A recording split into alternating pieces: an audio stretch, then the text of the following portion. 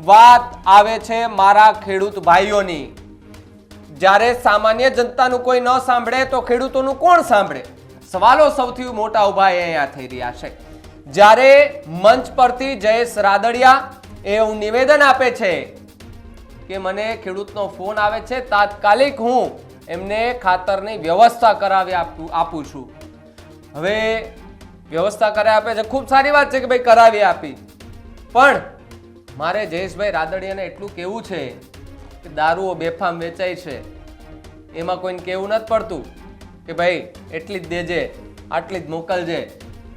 ખેડૂતોને તો ત્યાં ડીએપી ખાતર લેવા જાય તો ઓલી બોટલો 800, 900, 1000, 2000 ની પકડાવે છે, એની સામે તમે જરાક બોલજો ખરા, કારણ કે એ પણ ખેડૂતો સાથે ખોટું થઈ રહ્યું છે। બારદાનમાંથી ભાવ કઢાવે છે, જ્યારે માલ વેચવા જાય છે માર્કેટ યાર્ડમાં ત્યાંથી પણ એને લૂંટવામાં આવે છે। ખેડૂતો બધી બાજુથી લૂંટાયા છે ભાઈ, છતાં પણ નેતાઓ મોટી મોટી બાકાઝીકી બોલાવે છે, મોટા મોટા નિવેદનો આપે છે। એ નિવેદનો ઉપર ખરા તો ઉતરો યાર। તમે કહો છો કે ખાતરો આપવામાં આવે છે, કયું ખાતર આપવામાં આવે છે ભાઈ? અરે સાહેબ, જે ખાતરો અમુક આપવામાં આવે છે એમાંથી પથ્થરો નીકળે છે, એ શું કે ખેડૂતોને ખેતરમાં નાખવાના એ પથ્થરો? ભાઈ માત્ર વાતો કરવાથી કશું નથી થતું। રાજનીતિની જગ્યાએ રાજનીતિ બરોબર છે, બાકી જનતાની સેવા કરવી હોય ને તો ગ્રાઉન્ડ પર આવવું પડે।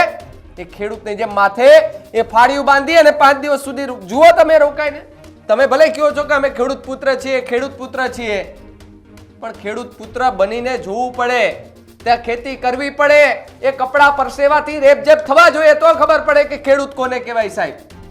આ વેદના હું ન સમજી શકું, કારણ કે મેં ખેતી નથી કરી શકતી, પણ હું જે ખેડૂતોને મળ્યો છું, જે ખેડૂતો સાથે મેં વાતો કરી છે, એમના પરસેવો આમ કરે ને ત્યારે એની કિંમત સમજાય છે કે ખેડૂત કેટલી મહેનત કરે છે। એટલે ખેડૂતો માટે આવી વાતો નહીં કરવાની ભાઈ।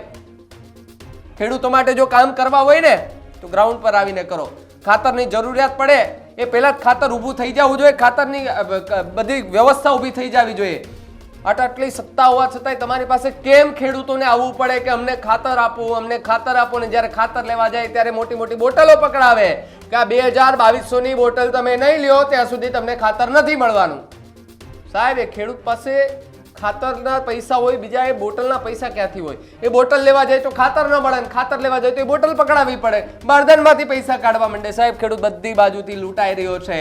અને જયેશ રાદડિયા જ્યારે એમ કહેતા હોય કે મેં ફોન કરીને એની ખાતરની વ્યવસ્થા કરાવી દીધી, સાહેબ લાખ વંદન છે તમને કે તમે ખેડૂતો માટે વિચાર્યું છે, પણ ચૂંટણી આવે ત્યારે આવી વાતો ન થવી જોઈએ। ચૂંટણી પછી પણ જયેશભાઈ આ જ રીતે કામ કરતા રહેજો, તમારે મત માંગવા જવાની જરૂર નહીં પડે।